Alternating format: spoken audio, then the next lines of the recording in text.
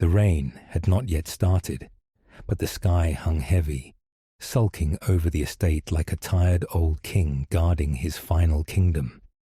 Inside, however, the air shimmered with the brilliance of wealth.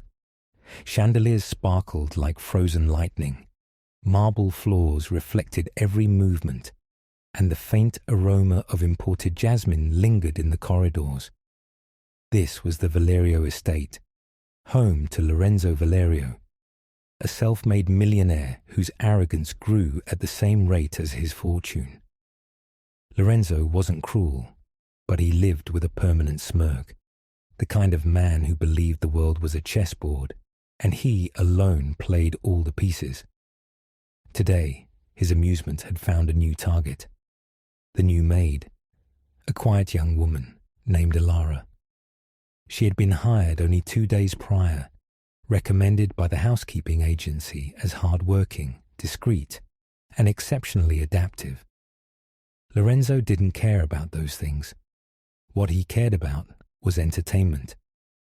The moment he saw her polishing the huge mirror in the grand hall, her posture straight, her movements graceful, and her expression unreadable, he decided she intrigued him. Not romantically. No, Lorenzo didn't fall for people, but intellectually. Something about her silence challenged his ego, and it irritated him more than he liked to admit. He called her into the private library that afternoon, a lavish room lined with books he rarely read. Elara stepped inside, carrying a small cleaning tray. "You called for me, sir?" she asked politely. Her voice was soft but clear, and Lorenzo found himself pausing mid-sip of his rare imported espresso. He waved his hand toward one of the antique chairs. "Come here," he said, leaning forward with a glint of mischief. "I want to test something." She didn't move right away. She simply blinked, cautious but composed, as though she had handled eccentric, wealthy men before. Finally, she stepped nearer, maintaining a respectful distance. Lorenzo reached into a drawer and pulled out an old leather-bound book. Its pages were yellowed, its cover cracked, its letters painted in a curling script. "This," he said smugly, "is written in a dialect so rare even scholars struggle with it. I bought it for fun. None of my staff can translate a single line." He flicked his eyes at her. "I doubt you can either." Elara looked at the book, then at him, her expression unchanged. "Sir," she replied, "I'm not a translator. I'm a maid." "Exactly," Lorenzo laughed, slapping the book down on the table. "Which is why I'm about to make this interesting. Translate just one paragraph from this book, one, and I'll double your entire year's salary. Right here, right now." He expected confusion, fear, nervous laughter. Instead, Elara's eyes darkened for just a second with something he couldn't name. Composure, confidence, memory. She stepped forward and gently placed her cleaning tray aside. "If I fail," she asked. "Then you lose nothing," Lorenzo replied with a careless shrug. "Just humor me. I need a distraction today." He slid the book toward her. Elara opened it without hesitation, as though she had been waiting for this moment. Her fingers brushed the pages with the kind of familiarity one did not gain from chance. Lorenzo leaned back, ready to watch her struggle, but she didn't.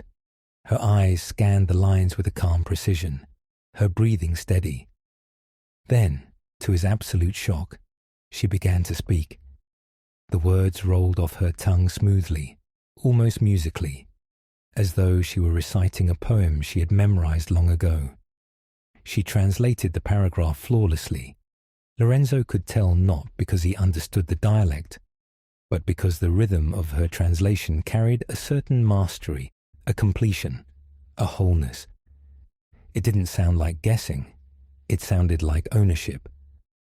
And when she finished, she closed the book gently and looked up at him. "Would you like me to translate the next one as well?" she asked. Lorenzo was frozen. His smirk dissolved, his arrogance momentarily stripped away like old paint. For the first time in years, he found himself speechless. He grabbed his phone, opened a language database, and checked the text she had translated. Word for word, phrase for phrase, she had nailed it. "How?" he whispered. Ilara didn't answer immediately. She simply picked up her cleaning tray as though this were merely a routine task. "Sir, with your permission, I will continue dusting the shelves." "Wait," Lorenzo said sharply, standing so fast his chair scraped the floor. "Where did you learn that language?" She paused, her back still turned. Then she glanced over her shoulder with a faint smile, the kind that carried both secrets and history. "You'd be surprised," she replied softly, "what skills people hide when the world stops looking for them."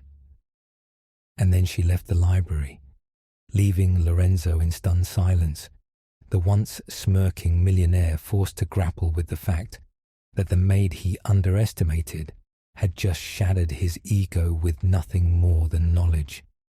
That night, he could not sleep. The rain finally began to fall, tapping against the windows like impatient fingers. Lorenzo sat alone in his study, replaying the moment again and again.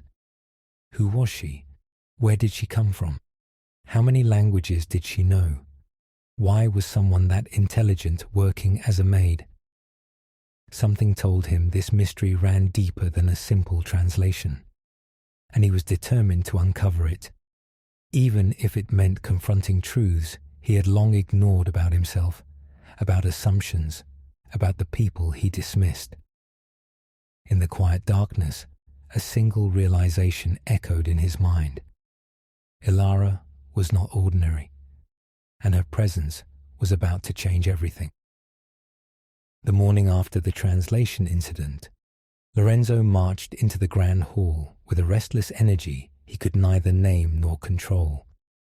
The staff watched him from afar, whispering nervously. Everyone knew the millionaire's moods, like sailors knew storms. But this was different. He wasn't angry, he was curious. And for a man like Lorenzo Valerio, curiosity was more dangerous than rage. He spotted Ilara dusting the stairway banister. Her movements were calm, precise, almost meditative. She didn't look up as he approached, though she surely noticed his expensive shoes come into view. "Walk with me," Lorenzo said. Not commanded, requested. That alone made every other maid in the hall gasp internally. Ilara straightened, set down her cloth, and followed him down the corridor into a smaller study adorned with artifacts from various countries. He shut the door behind them. "Sit," Lorenzo said, pointing to a chaise near the window. She did. He leaned against the desk, arms crossed, eyes narrowed with intrigue rather than arrogance. "You're not what you say you are," he began. "No ordinary maid can do what you did yesterday." Ilara remained silent. "So tell me," Lorenzo pressed, "what's your real story?" She gazed out the window for a few moments, watching a flock of birds scatter across the sky like ink drops on paper. Then she turned back. "I wasn't always a maid," she said quietly. "I used to work as a linguistic researcher. My specialty was ancient dialects and cultural scripts that had no official record." Lorenzo felt the air shift. "Used to?" he echoed. "What happened?" Ilara's expression grew distant. "Life," she murmured, "and choices, and circumstances that made my past complicated." He waited for more. She offered none. "Do you realize," Lorenzo said slowly, "that you have a gift worth far more than anything in this estate?" She smiled faintly. "Gifts can be burdens too, sir." He bristled at the word, sir. For the first time in his life, the title felt wrong. Too formal, too distant. as though she stood above him in a world he could not reach. "I made a promise yesterday," Lorenzo said, "and I honor my promises, even ridiculous ones. Your salary is doubled." She blinked in surprise. "Sir, don't argue," he interrupted, raising a hand. "If anything, I should be paying you to tutor me. You embarrassed me in my own library."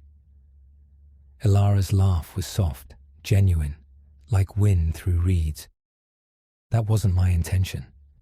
"Intentional or not," Lorenzo muttered, "you humbled me. Not many people can." There was a knock on the door. His assistant, Marcel, poked his head in. "Sir, the investors' meeting starts in 15 minutes. They're waiting in the main conference room." Lorenzo waved him off. "Tell them I'll be there soon." Marcel hesitated. "Sir, they asked specifically for you." "Then they'll wait specifically for me," Lorenzo snapped. When the door shut, he turned back to Ilara. "I want you to stay in this position," he said. "Not as a maid, but as part of something greater. I can fund your research. I can give you a platform to publish.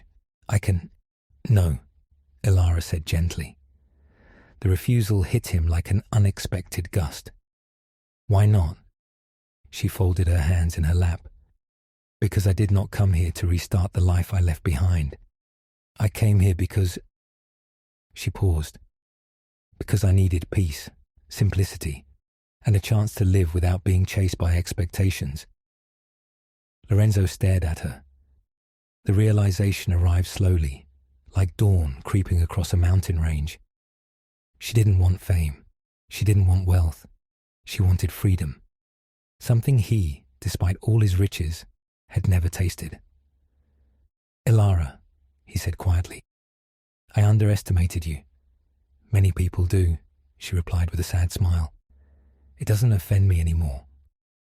For the next few days, Lorenzo found himself observing her, not with condescension, but with fascination.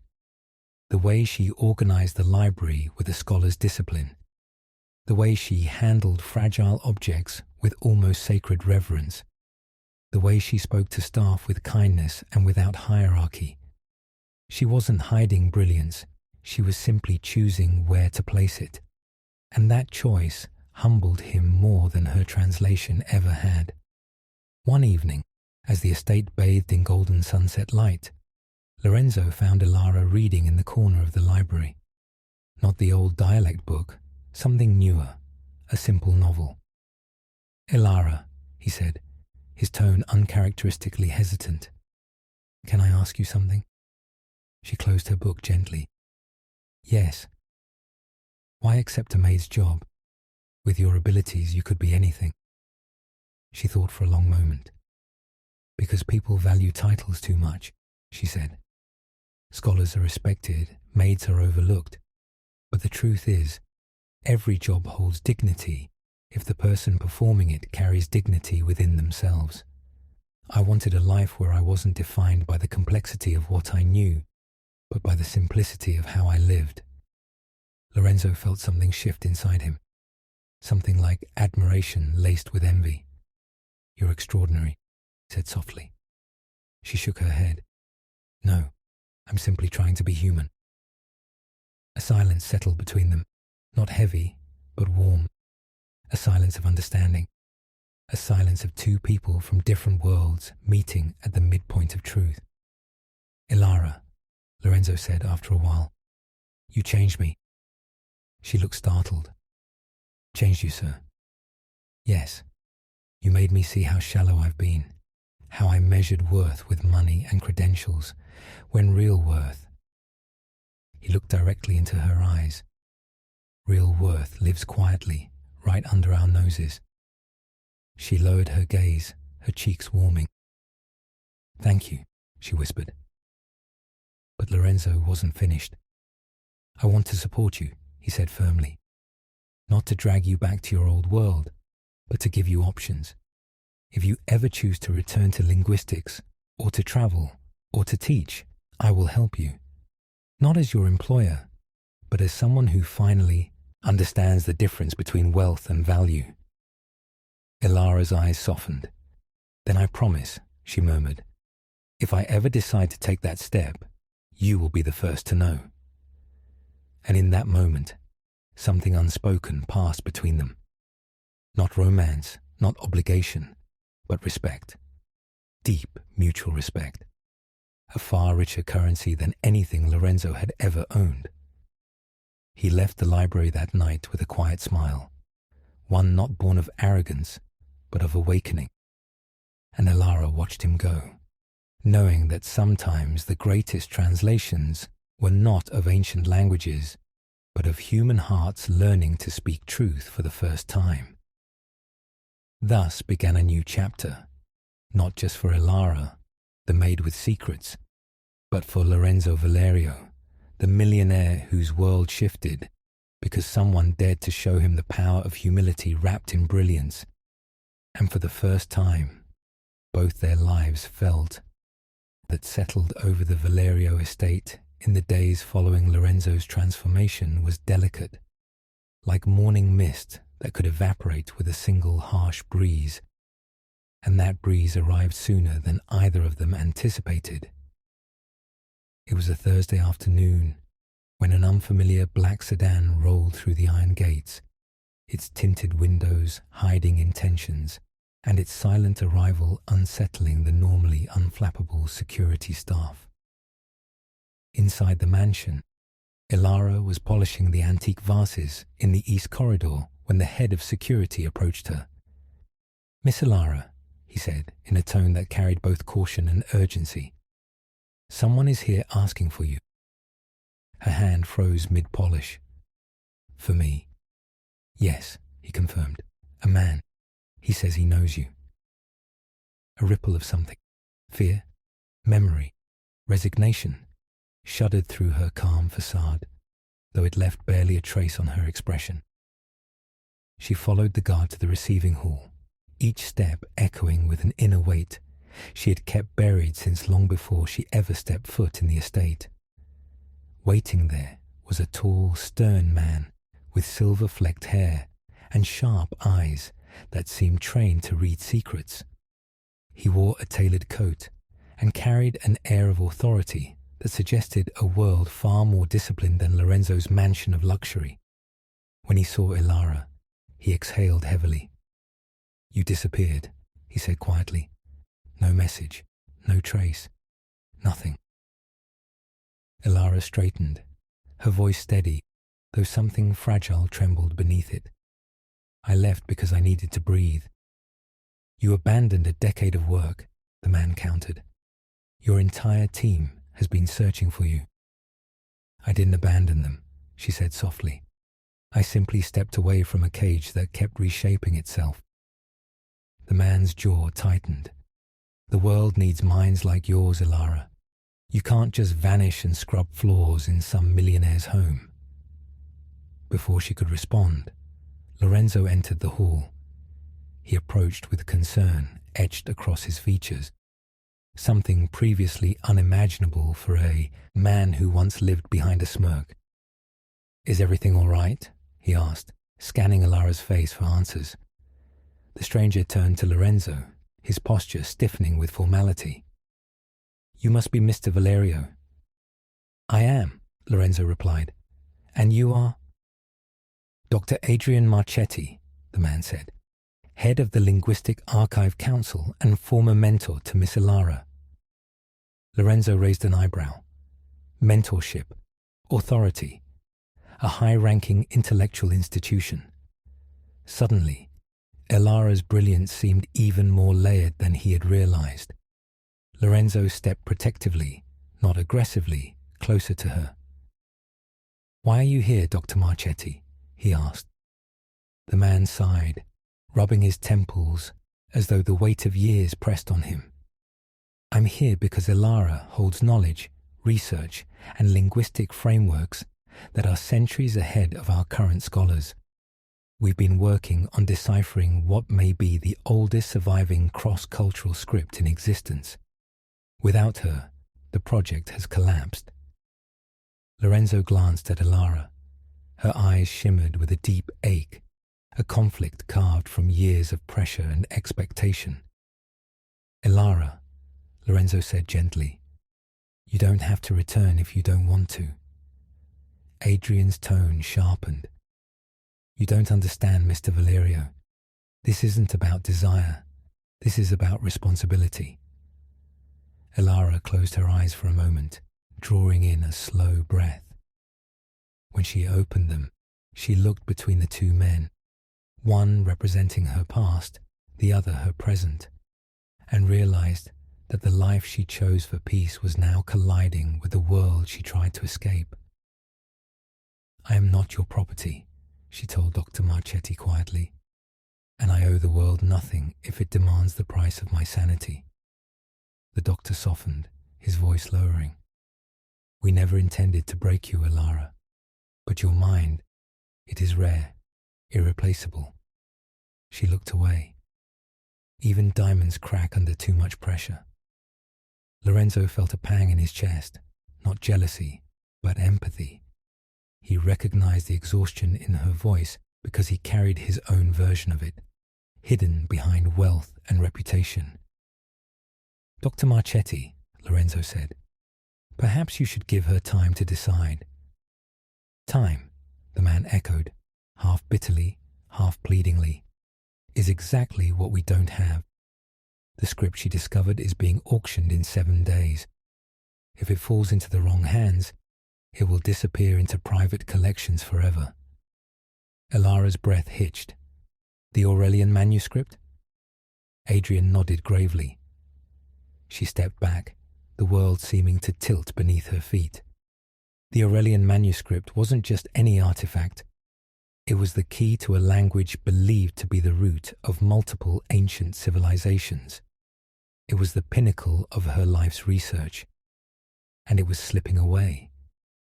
Suddenly, the quiet life she'd built was no longer a quiet corner. It was a crossroads. She realized that no matter how far she ran, her brilliance carried consequences she could not fully outrun. Lorenzo watched her internal war unfold with a helpless ache. Adrian took a step closer. "Elara, please." And for the first time since she arrived at the estate, Elara felt the walls closing in, not from fear, but from destiny calling her name again. A destiny she had spent years trying to forget. The estate grew colder in the days following Dr. Marchetti's visit. Not physically, the heaters still hummed, the fireplaces still glowed, but emotionally. A tension lingered like a ghost haunting every corridor. Elara avoided the library, avoided the corners where memories could whisper too loudly, avoided Lorenzo's curious and concerned eyes. Yet no matter where she went, the weight of the Aurelian manuscript pressed on her spirit like an unliftable stone. She spent hours replaying her past, late nights deciphering symbols until her vision blurred, endless debates with scholars who doubted her theories, the crushing pressure of being the youngest lead researcher in the Council's history. And underlying all of it, the unspoken truth. She loved the work. It thrilled her. It terrified her. It consumed her. And that consumption was what drove her to run.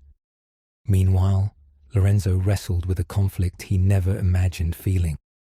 He wanted to support Elara, not control her, but the fear of losing her presence in the estate gnawed at him in ways he struggled to understand.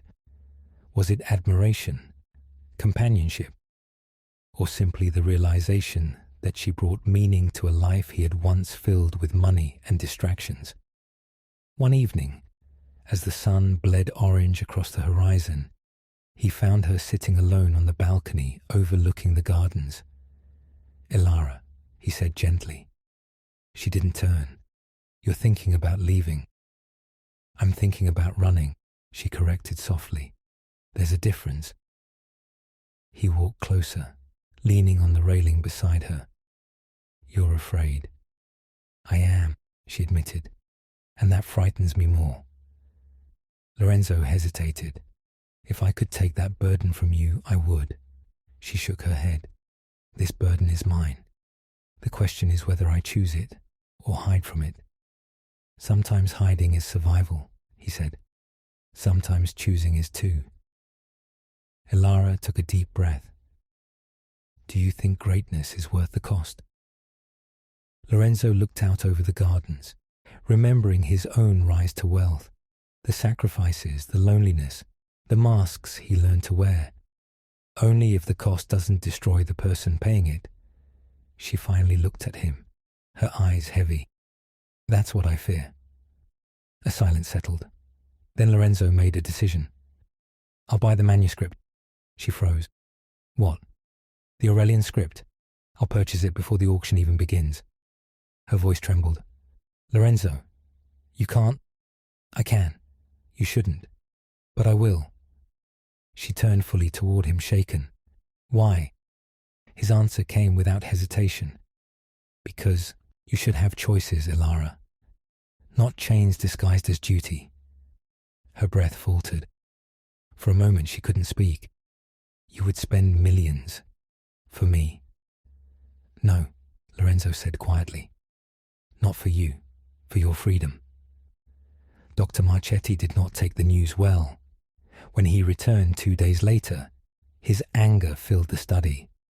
You can't buy a cultural treasure for personal reasons, he snapped.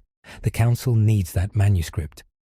The council had years, Ilara responded calmly. Years to protect it. They failed. Adrian's face reddened. Because you left.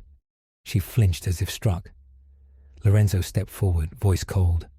Lower your tone. Dr. Marchetti clenched his fists, then inhaled shakily. Ilara, please.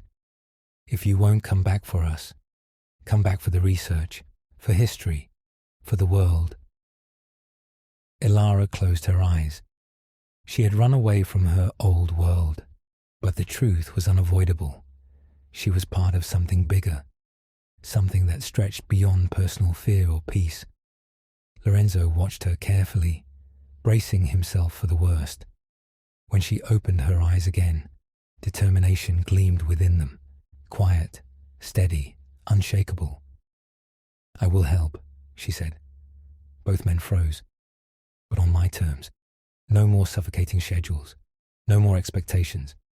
No more sacrificing my humanity for academic glory. Adrian nodded slowly. Lorenzo exhaled, relief softening his posture. And the manuscript? Ilara continued. It belongs to the world, not a council, not a collector, not a millionaire. Lorenzo smiled faintly. Then we'll protect it together. She met his gaze, not grateful, not indebted, but equal. Thank you. And in that moment, Ilara realized that the choice she made didn't chain her. It freed her, because it was hers. The manuscript arrived under heavy security, encased in climate-controlled glass and escorted by experts who had flown across continents to witness history.